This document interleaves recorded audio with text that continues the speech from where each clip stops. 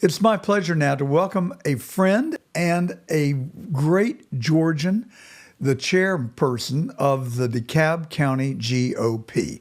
And I've had the delightful pleasure of getting to know Marci McCarthy over the last couple of years. And she is a fighter, and I admire that. That's what we need in order to be able to get this train back on the track, in my view, one of which is election integrity. And Marci, you just filed a lawsuit on the behalf of the DeKalb County GOP against Brad Raffensperger, the Secretary of State in Georgia, alleging, as I understand it, that the Dominion machines failed to meet the certification test as required by law. Can you kind of step us through this and tell us about this lack of encryption that you've uncovered? And I should also mention that Marci runs an IT company and has an extensive background in cybersecurity, uniquely qualifying her to have this conversation. So Marci, welcome. Well, thanks, John, for having me. It's always a pleasure to see you. And well, it is quite a historic lawsuit that we have filed on behalf of the DeKalb Republican Party here in Georgia, and it is against the Secretary of State, Brad Raffensperger. And what it is really over serious concerns and violations of state and federal security requirements as it pertains to our Dominion, Georgia voting systems. And in a nutshell, they're not protecting the encryption keys properly, and they're in clear text. So they're not in a cyber vault as a best practice industry standard, as well as required by law. Additionally, the passwords themselves are being, what we've identified in multiple counties and multiple states, are being used and not replenished after each election or refreshed, and they're not assigned to users, going against, again, everything that in the cybersecurity world that should not be happening. And when you're touting, as Gabe Sterling has, and Secretary of State Raffensperger has here in Georgia and on social media, that we have the most secure and safe elections, inclusive of our equipment, it gives us great pause as Georgians, as cybersecurity professionals, that is not true in the case here. So you filed a lawsuit in Fulton County. I guess, did you choose Fulton County because that's where the state capital and Raffensperger are? Is that why you chose Fulton? Yes, that is exactly why. And you got my favorite judge, Judge McAfee, the guy with such great courage and who punted to the Court of Appeals. He couldn't afford to tell Fani Willis that she had lied, that she had abused her power, that she had demonstrated incredibly bad judgment and violated all the ethics that we would expect from a public official. So he just said, oh, there's an air of mendacity, and I invite you to file an interlocutory appeal. In other words, I'm not going to do my job, but maybe the Court of Appeals will, so the voters of Fulton County will vote me back in, and I won't go home and have to tell my lovely wife that I don't have a job and a way to support our family anymore. To me, that's how I interpret it. So he recused himself in your case, and now I guess it'll be reassigned to another judge. I mean, do you know where that stands? Judge McAfee is our judge, and we have a court date on September 30th, so he's still our judge. Now, I just read that he had filed a motion to recuse himself because of the case that he's got against Fani Willis 19. My attorney hasn't shared that with me, but it might be breaking news then, actually, overall. So I'll have to check that after we get off our interview to see that is the case. But he was signed on the court paperwork for September 30th at 9 a.m. in Fulton Superior Court as of an hour ago.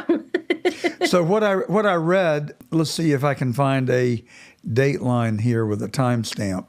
No, but it's from the Atlanta Civic Circle. I don't know them, but when I Googled your lawsuit, this came up. And it says that the case was assigned to Fulton Superior Court Judge Scott McAfee. However, he has filed a motion to recuse from this case because he is also overseeing the state RICO case alleging interference in 2020 presidential election against former President Donald Trump and multiple co-defendants. Several other Fulton Superior judges have also recused. What I saw in the last little while that Lieutenant Governor Burt Jones was not going to be charged with anything. That did come out, so maybe it's all part of that makeup.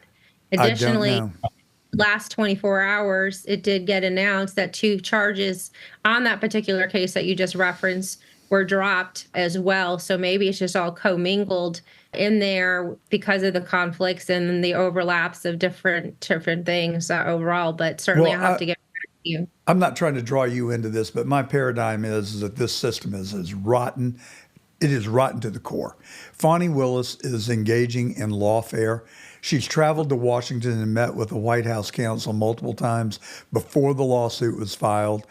And, I worked on election integrity. I worked very hard with Bob Shealy on the case against the Fulton Board of Elections. I've seen the evidence. This notion that people are asserting without evidence and falsely claiming, just like David Muir said in the debate earlier this week, without evidence. It's just a lie. They are lying and then calling the people that talk about election interference the big lie. And so theirs is the bigger lie. And it is so distressing to me. Why would Brad Raffensperger and Gabe Sterling, who you referenced, not want honest, free, fair elections? I don't speak for the two of them, and I certainly don't have the same mindset, but our situation is completely alarming, hence why we brought forth a lawsuit of the nature that we did. So just to put it in layman's terms and a sort of analogy for everybody out there at home, we all have passwords to our computers and our different systems. And, you do want to protect them overall. So a lot of systems have added multi-factor authentication where they send you a text message. You're asked if you're human when you're logging into different types of accounts. Well, in this instance, they have the sticky note basically on the front of the vault. So anytime that anybody wants to go into the vault, just has to look at the sticky note, open the vault, and go inside and help themselves and then close the door. So there's no audit trail. There's no record of them going in there, no sign-in sheets. And that's pretty scary when you really think about this is our most sacred right as an American to be able to vote and trust and verify our elections. And we just went through 4 years ago of some pretty hellacious activity, and we're not trying to relitigate 2020. We're simply trying to protect our vote for 2024. 100%. You could not have said it better. And, I keep talking about 2020, not because I want to relitigate. We're not going to change anything about 2020. That ship has sailed. The die is cast. But I don't want it to happen again. And if we stick our head in the sand and pretend like, everything was okay in 2020, most honest, secure election ever, we're opening the door and saying, come on, do it again. Why wouldn't they? And then you have people like Raffensperger and Sterling who are continuing to double down on. So did you have dialogue with the Secretary of State prior to filing your lawsuit? We did not have dialogues directly. Well, the only dialogue, I should say, let me take a step back. Secretary Raffensperger's general counsel, Charlene McGowan, was notified of the violations back in March of 2024, and they did nothing to correct it.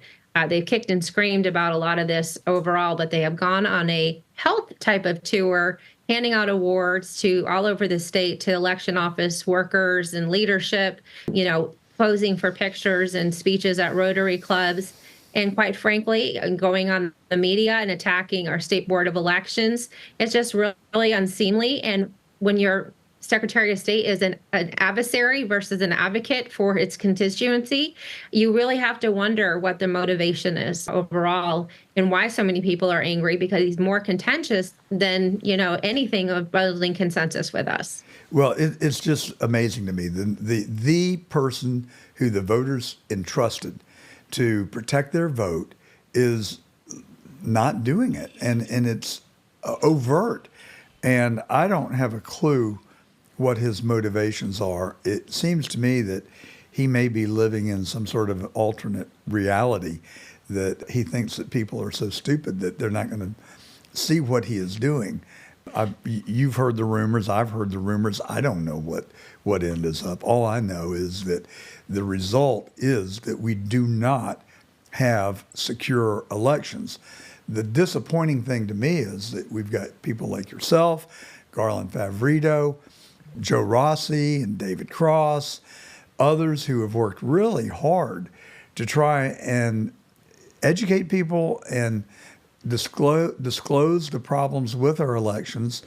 And the Secretary of State's office seems to, instead of embracing the information and working to improve the system, that they push back, double down, there's nothing to see here, nothing wrong. Well, they want us to, have secure elections, and that's what they talk about. But certainly they want us to trust them. But we also have right as citizens to verify them, verify our vote to ensure that the vote that we've cast is actually legal. And we've got to ensure that illegals are not casting votes, but that's certainly not what about our lawsuit is happening. We have a lot of other issues out there overall, but what we're simply asking for is proof after the fact, after the elections close on November 6th by 7 p.m. to see the log files of all the systems to ensure that no one compromised it because they don't have good record keeping and overall in the cast ballot images and the ballots themselves. Just ensure what has happened on November 5th and the 18 days of early voting plus our no recent absentee ballot voting is all up to snuff. That's all we're asking for. We're not asking you to take the machines out. We're not asking for anything, any software upgrades. We're simply asking the Secretary of State of Georgia to allow us to trust and verify our vote on November 6th. Didn't the Georgia legislature actually enact a law that was signed by the governor saying that ballots are subject to open records and that they are public records that are subject to being requested by citizens? That was definitely part of the new legislation that just passed in this go around and signed into law. So we had a lot of new legislation on this batch or this session, I should say, that definitely is going to move things forward and continues to ensure our fitness, faith, integrity, and trust in our elections. I'm proud of the work that many people that you mentioned and more have done in the state of Georgia. And I'm really honored to be a part of this movement because when I look back what happened in 2020, again, not trying to relitigate, but I'm just trying to look forward and lessons learned so that we don't have to repeat what happened in 2020. And when we're here on November 6th, we're confident with the outcome of our elections and every citizen can move forward. And we can move forward with a peaceful transition of power. That's simply why I'm here. Well, you look back historically, Hillary Clinton claimed that she was robbed of her election, that there were election irregularities. Stacey Abrams claimed that she was rightfully elected governor of Georgia over Brian Kemp. And Donald Trump in 2020 and I and many, many others agree that he was deprived his second term because of a fraudulent election. I cannot speak for any other state, but I have seen the evidence in Georgia. And so why can we not all join hands and agree on this one simple premise that it works in everybody's interest to have free, fair, honest elections? The only reason I can think of is that the Democrats want to cheat. They know that the Republicans don't cheat, and that gives them obviously an unfair advantage. Your thought? Oh, I agree with you. When you're over the target, as we repeatedly are, and they're also not used to being challenged, John. That's quite obvious. We're seeing it across the board. So I asked several of my attorney friends out there, was this ever like this in preemptive going into an election like it was in, as we're seeing in 2024 versus 2020 or 2016? And quite frankly, no one ever litigated before an election. It was always done after the fact. And you had to do things at face value to certify the election so that that candidate could contest their race. So I feel like we're getting ahead of the curve, but they're not used to being challenged, at their own little sport of lawfare. So it's actually kind of interesting to watch them kind of react and play the stunts that they're suing over. So just yesterday, for example, in DeKalb County at our Board of Elections meeting, the same thing that they're suing the state Board of Elections over, they pulled a fast one specifically and tried to do resolutions within a few hours of posting an agenda and slammed it through without the 30-day notice, not the opportunity for discussion, so violating federal and state law. And they did that in DeKalb County yesterday. And that is the third bluest county, formerly the second bluest county in the state of Georgia. And we're really proud of going down that list because we're fighting the Democrats every single day. We have down ballot candidates on our ballot, 11 of them specifically. We doubled the Republican voter turnout in 2022 from 2018 and increased the margins of victory by 11% in that general election in 2022. So we're fighting back. We're playing a game of offense. We're not sitting here and taking it, and we're watching and we're responding and we're being proactive where we need to be proactive. So we're not waiting till November 6th to say, hey, this election was stolen. We're trying to prevent one from happening right before our very eyes. And I'm really, again, proud of the work that many people across Georgia are doing. And we have the support of the RNC, which is really exciting, and the Georgia GOP, and just many others across the board that are very committed to ensure fitness, what I like to say, faith, integrity, and trust in our elections, but protecting our vote overall. Well, you certainly have my encouragement, my endorsement. Thank you for what you're doing. You know, Judge Totenberg in Curling versus Raffensperger in 2020 said that the Dominion machines are unreliable, but there was insufficient time to correct it before the election. Well, that was 4 years ago, and that case is still pending. Nothing has happened, and now you found out that the encryption that is required to be there evidently is not, and that the passwords are largely in the public domain, meaning that anybody can crack into any voting machine if they have a laptop and a little bit of computer knowledge, is what I'm hearing you say. Is that right? Have I got it? That is correct. So with illicit or licit access to the voting machines, you have the ability to change information on those voting machines and be undetected. So absolutely.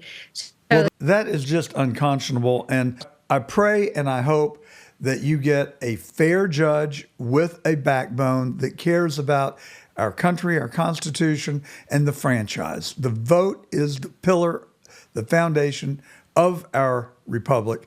With that, we are a third world country at best. Keep fighting, Marci. Thank you for coming on The Truth today. Marci's told you the truth, and I'm John Gordon. We'll be right back.